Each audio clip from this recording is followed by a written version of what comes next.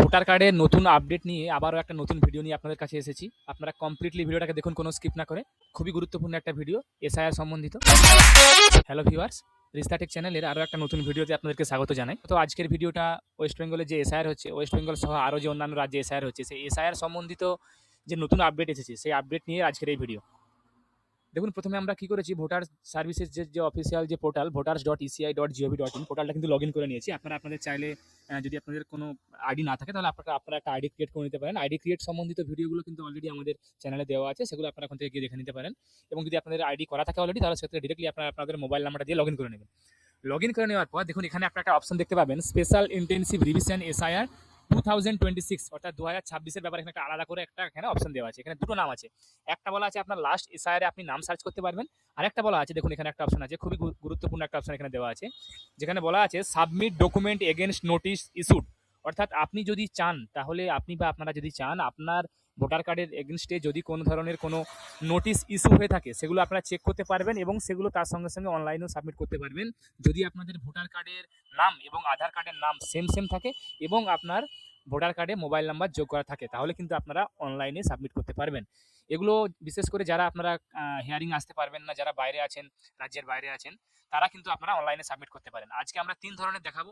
এক, যাদের এখনো কোনো নোটিশ ইস্যু হয়নি। এক, যাদের মোবাইল নাম্বার যোগ নেই। এবং এক, যেখানে আমাদের মোবাইল নাম্বার যোগ আছে কিন্তু তার নোটিশে ইস্যু হয়েছে। সেগুলো প্রতিটা ক্ষেত্রে কীভাবে দেখাবে সেগুলো কিন্তু আমরা দেখাবো। আপনার কোনো স্কিপ করবেন না, তাহলে কিন্তু অনেকগুলো কিছু মিস করবেন। প্রথমে আপনাকে দেখাবো, দেখুন যেগুলো যদি কোনো ইস্যু না হয়ে থাকে সেগুলো কীরকম দেখাবে। দেখুন, আমরা প্রথমে এখানে ক্লিক করবো submit document against notice issued. এখানে আমরা আমাদের ভোটার কার্ড নাম্বারটা কিন্তু এখানে দিয়ে দেবো। ভোটার কার্ডের নাম্বারটা, ধরুন আপনার কাছে কোনো নোটিশের রেফারেন্স নাম্বার নেই, আপনি জানেন না আপনার নামে ইস্যু হয়েছে কিনা, আপনার বিএলওর সঙ্গে কোনো কথা হয়নি, তাহলে কি করবেন, এখানে আপনাদের সিম্পলি আপনার ভোটার কার্ডের নাম্বারটা দিয়ে দেবেন। তবে হ্যাঁ, এখানে কিন্তু আপনার ভোটার কার্ডের সঙ্গে মোবাইল নাম্বারটা থাকা জরুরি। যদি না থাকে তাহলে আপনারা কীভাবে করবেন সেটাও কিন্তু আমরা আজকে এই ভিডিওর মাধ্যমে দেখাবো। আপনারা কাইন্ডলি দেখতে থাকুন ভিডিওটা, স্কিপ না করেন। দেখুন, প্রথমে আমরা কি করলাম, ভোটার কার্ডের নাম্বারটা আমরা এখানে দিয়েছি। সেন্ড ওটিপি অপশনে ক্লিক করবো। আমাদের রেজিস্টার্ড মোবাইলে কিন্তু একটা সঙ্গে সঙ্গে ওটিপি সেন্ড হবে, সেই ওটিপিটা আমাদেরকে এখানে দিতে হবে। ওটিপিটা আমরা এখানে দেওয়ার পর আমরা কি করবো, এখানে দেখুন সার্চ অপশনে ক্লিক করবো। সার্চ অপশনে ক্লিক করার সঙ্গে সঙ্গে দেখুন এখানে দেখাচ্ছি no notice has been generated as on day, please check after few days. অর্থাৎ আজ অব্দি আপনার ভোটার কার্ডের এগেনস্টে কোনো ধরনের কোনো নোটিস ইস্যু করা হয়নি। আপনি কয়েকদিন পরে বা এক সপ্তাহ পরে আপনারা ট্রাই করে দেখতে পারেন। যদি আপনার নামে নোটিস ইস্যু হয় তাহলে কিন্তু আপনারা এখানে অবশ্যই দেখতে পাবেন। এরপরে আমরা আসবো কি, দেখুন যেগুলোতে আপনাদের আপনাদের মোবাইল নাম্বার যদি যোগ না থাকে সেগুলো কীরকম দেখাবে। এখানে দেখুন আমরা এখানে ক্লিক করবো আবার। এরপরে দেখুন আমরা এখানে আরও একটা এপিক নাম্বার দিয়েছি। এখানে আমরা দেখুন এখানে সেন্ড ওটিপি ক্লিক করার সঙ্গে সঙ্গে দেখুন এখানে বলা আছে কি mobile number is not registered, যার জন্য আপনারা এখানে কিন্তু চেক করতে পারছেন না। তো আপনারা কাইন্ডলি ফর্ম 8 ফিল আপ করে আপনারা মোবাইল নাম্বারটা যোগ করে নিন। মোবাইল নাম্বার যোগ করার ব্যাপারটা আপনারা জানেন। যদি আপনাদের মোবাইল নাম্বার যোগ করতে চান অনলাইনে, তাহলে সেক্ষেত্রে আপনাদের আধার কার্ডের সঙ্গে আপনাদের নাম সেম টু সেম ম্যাচ করে এবং আপনাদের আধার কার্ডে মোবাইল নাম্বার দেওয়া থাকে, তাহলে কিন্তু আপনারা খুব সহজেই আপনারা কিন্তু যোগ করে নিতে পারবেন। এরপরে আমরা আসবো মেন বিষয়ে, যেটা নিয়ে আপনাদের যে নোটিশ যদি এসে থাকে তাহলে সেটা কীরকম দেখাবে বা আপনারা সেটা সাবমিটই বা করবেন কীভাবে। তো দেখুন আমরা সেম প্রসেসে আমরা কী করবো, আবার এখানে আমাদের ভোটার কার্ডের নাম্বারটা দেবো, অর্থাৎ এপিক নাম্বারটা কিন্তু এখানে আমরা টাইপ করবো। টাইপ করার পর সেমভাবে আমরা সেন্ড ওটিপি অপশনে ক্লিক করবো। ক্লিক করার পর আমাদের একটা রেজিস্টার্ড মোবাইল নাম্বার ওটিপি যাবে। ওটিপিটা আমরা এখানে টাইপ করে সার্চ অপশনে ক্লিক করবো। সার্চ অপশনে ক্লিক করার সঙ্গে সঙ্গে দেখুন আমাদের কাছে যেহেতু আমাদের এখানে এই ভোটার কার্ডটার এগেনস্টে একটা নোটিশ ইস্যু করা হয়েছে, সেক্ষেত্রে দেখুন আমাদের কিন্তু এখানে একটা সঙ্গে সঙ্গে নতুন করে পেজ খুলে গেছে, যেখানে আমাদের ডিটেলসগুলো দেওয়া আছে। আমরা এই নাম, এপিক নাম্বার, এগুলো সিকিউরিটি রিজনের জন্য এগুলো আমরা ব্লার করে দিয়েছি।